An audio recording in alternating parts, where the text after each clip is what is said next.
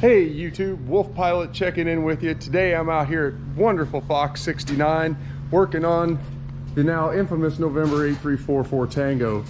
So today we're working on avionics and radios, which yours truly, as an extra class amateur radio operator and a guy who's cut his early teeth in a professional comm shop, Delta Communications, for those who care,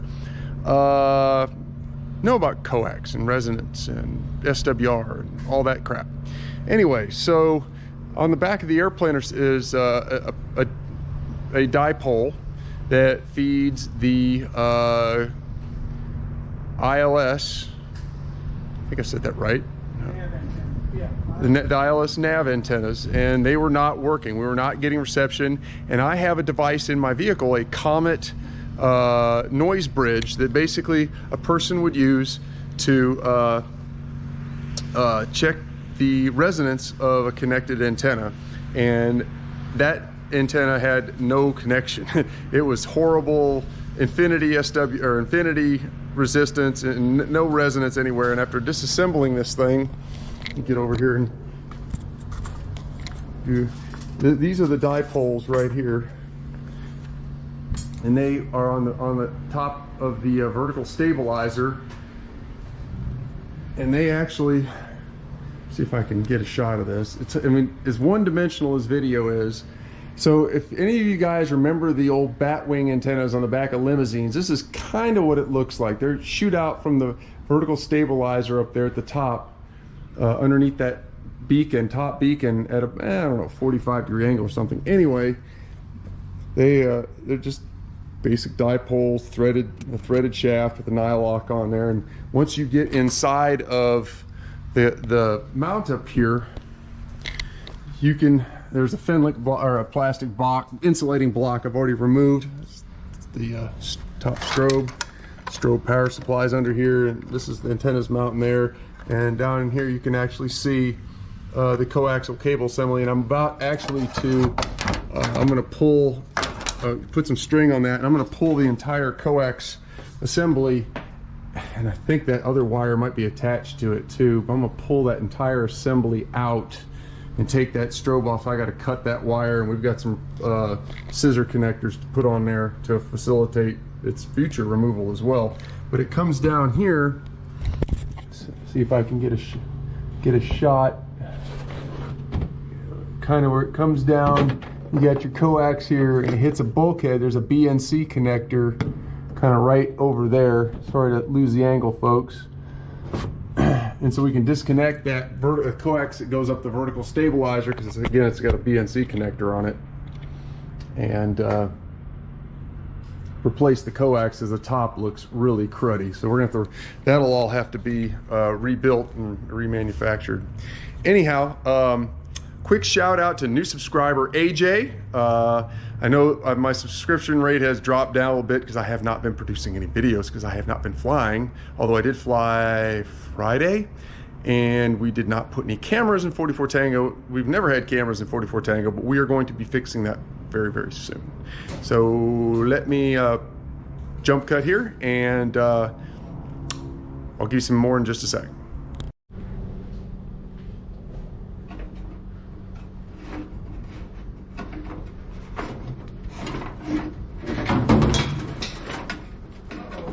Fine, we're good.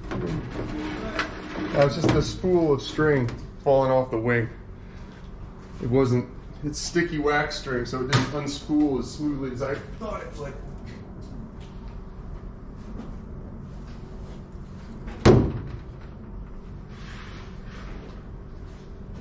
All right, so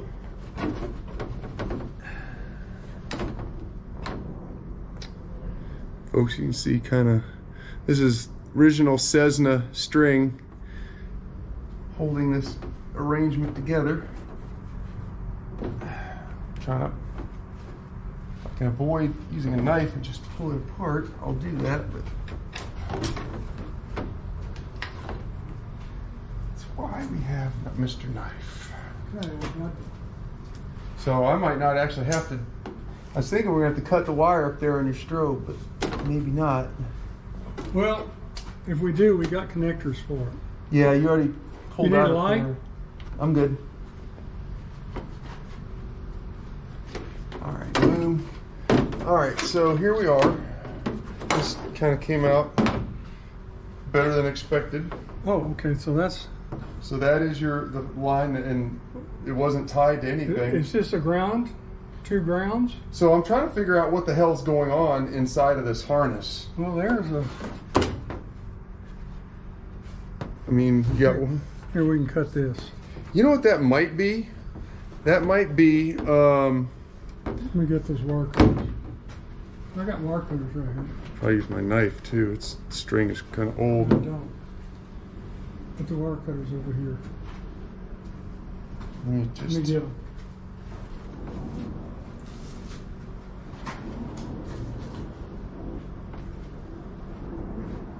Unless you put them in your pocket. I didn't put, no, I'm... Here What? they are. Here.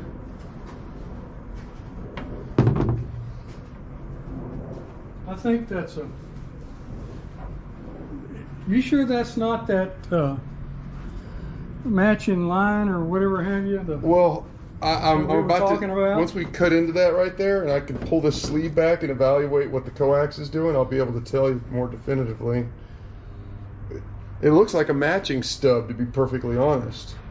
And that's something, but you know, using an antenna or transmitting antenna, but I don't, to my knowledge, this isn't a transmitting antenna. All right, so I tied that string into that hole over there.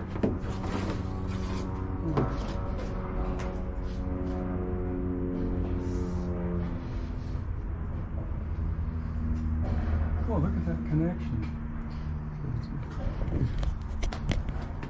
So that is interesting. So they So this is exactly this is a matching network. that's what it is, yeah. As an absolute matching Because I've network. seen it in that, when I did the website, I saw them do something like this. So that is the matching network. But and all of this could be completely recreated. You mean out of a little bit better coax? Yeah, okay, I see. So they just basically, why did they go this far? Is this something, has something to do with frequency? This is an electrical wavelength. If you notice, it's Is that probably, quarter? Remember, this is supposed to be what, 335? 335, and then I thought there was also 108. So this No, but the big, yeah, there is 108. 109 and- But the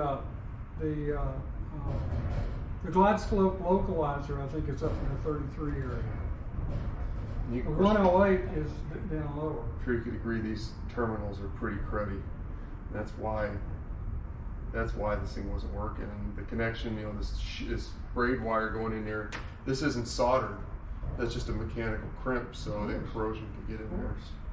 So that's what happened. That's why it wasn't working.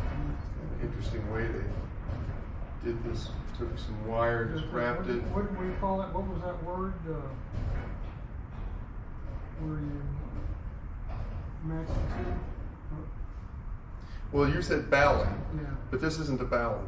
This is a matching network.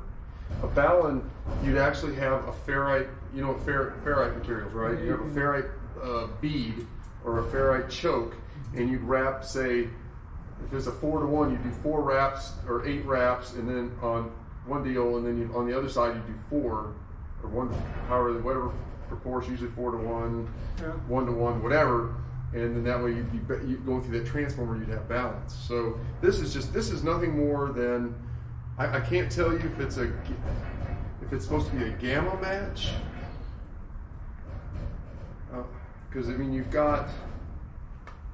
Because basically what you got here electrically, so this is the center conductor that goes to the receiver. All right. So, or no, sorry, no, this is the center conductor. This is the insulation. But what they're doing here, they got this. Oh shit! What am I smoking? So the center conductor. Is this dead or is this connected? Well, I can open it out. Let me get you an open. I thought the center conductor of this thing was connected, but it doesn't appear to be.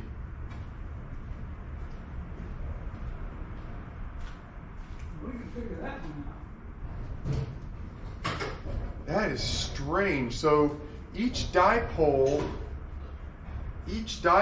is connected to a ground, to the shield of this thing. But where the hell? Well, that might explain why the hell the SWR looked like complete crap. Because if this thing is, It's corroded no good. well, I'm trying to say, what is, there's another antenna design called a LFA, and I'm not sure.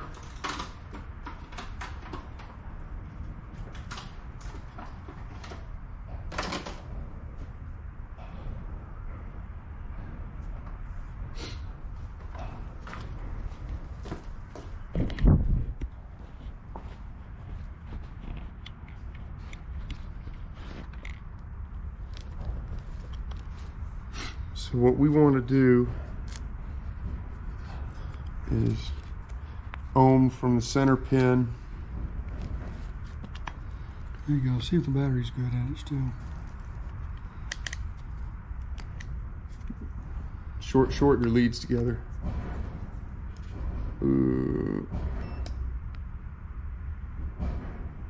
Oh.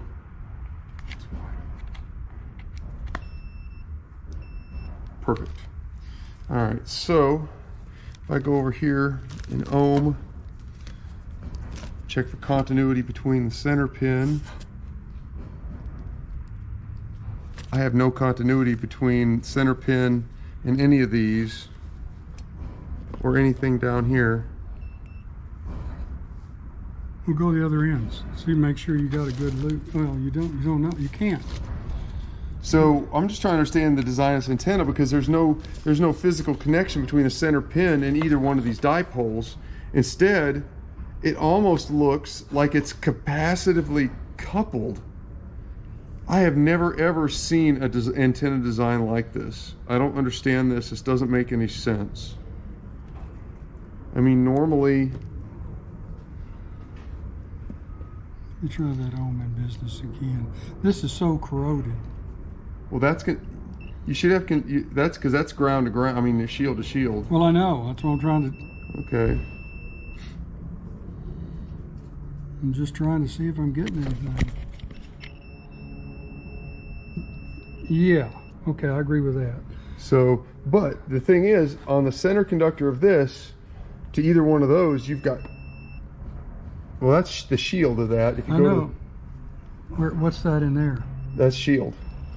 Well, Everything on here. That's where it's connected. No, that is the shield. Shield to shield. Okay, shield to shield, you're fine. Okay. But it's the center conductor here. Okay, let me hold it on the center and you start digging in there. Bastards. I tried to buy one of those for my camera. I couldn't find one. Let's see. So if you're on the center there, I mean, there's no continuity on either terminal, and then now inside here, but I'm curious. But is that not hooked to anything, or is it just floating? It's not. It's just floating. That's what I was saying. It's just then it's capacitance, right? Yeah, it's capacitively coupled, but that doesn't make any damn sense. How can that even work? How can that even work at all? It doesn't make any sense. You know what I'd do at this time?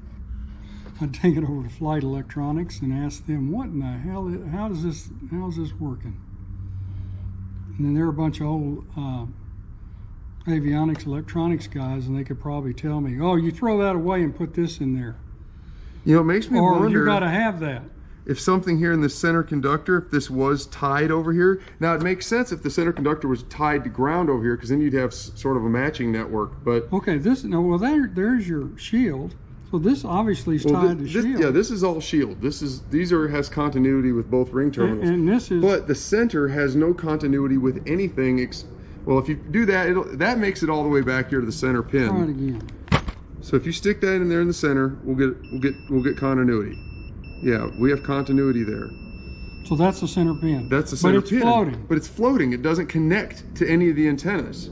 It is inside of a shielded coax. So it's basically weird. Just ringing. See, yeah, my thought is that the center pin should be tied in down here, and that might provide some sort of electrical counterpoise to this. But like I say, I just don't know. I just don't know. See, this is what the good thing with old airplanes, right? Yeah, you know where Flight Electronics is, don't you? It's at Addison. It's right there by the fire station. Oh, okay, okay. And they're avionics guys. They're avionics guys. Well, let me wash this thing off. Clean it up.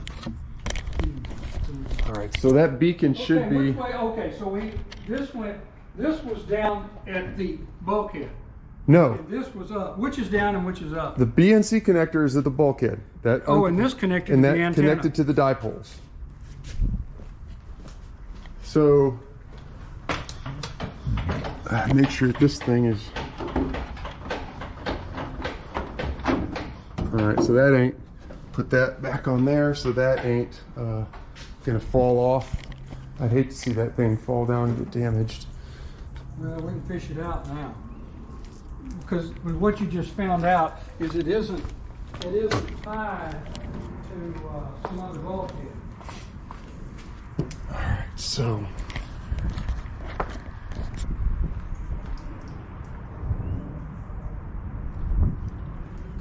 all right, so I guess as far as that is concerned, we're kind of at a stopping point to figure out what the hell it is. How the hell that's supposed to work, or have some sort of manual or something. You know what it kind of saying to me? This was the cheap way for Cessna to do it way back when. It could be.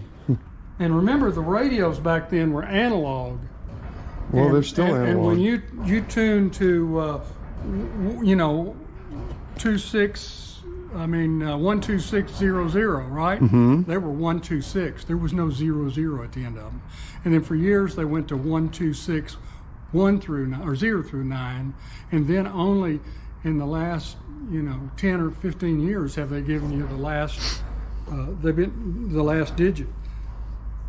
So the frequency. The fine-tuning frequency or frequency granulation has increased, so to make more frequencies available to. Yeah. What do you call that when you divide it? Well, it's channelization at some point, but. So that's exactly what they did. They added the quarter frequency in. Okay. So you can have 0.75. You just can never go there. Never got the opportunity to do that.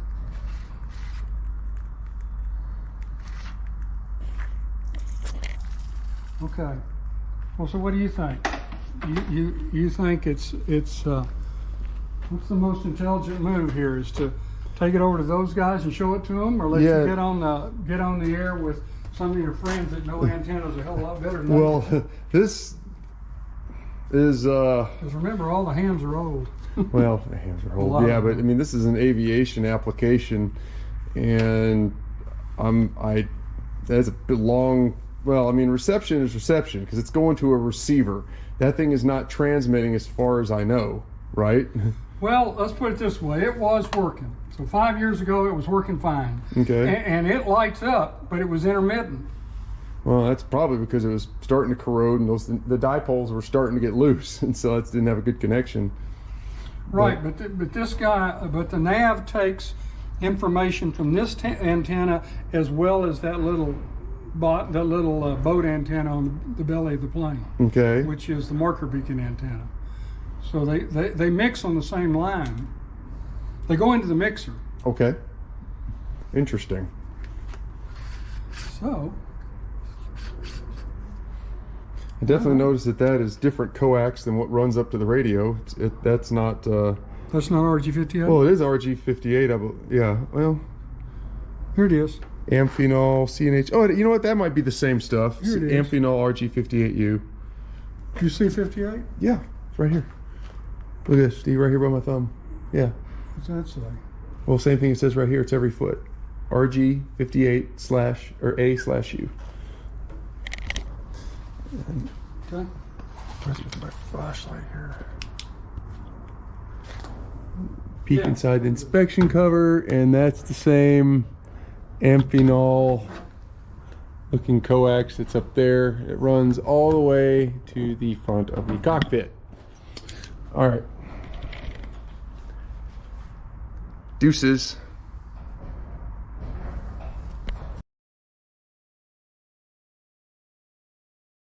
Got some little bits in there, so I can start a hole and then widen it.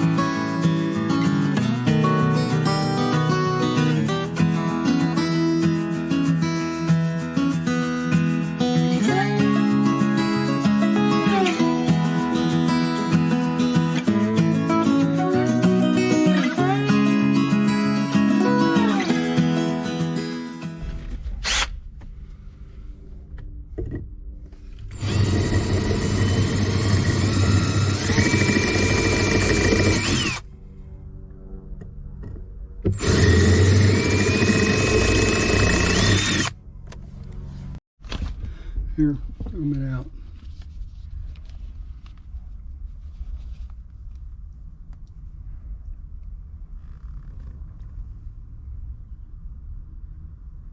I can't tell. Yeah, it's going through a bulb. Yeah. Let's see here. This is the other side of this.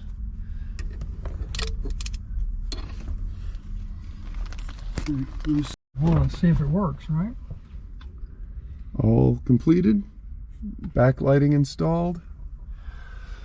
Now the smoke test. Yeah, I guess I better shut the door because it doesn't glow very much. There isn't a whole lot of drill.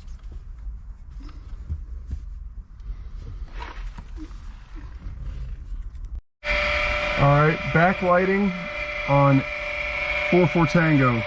That's actually pretty bright. See, you're doing this red guy too. So if I cover up the red guy, it's a lot brighter.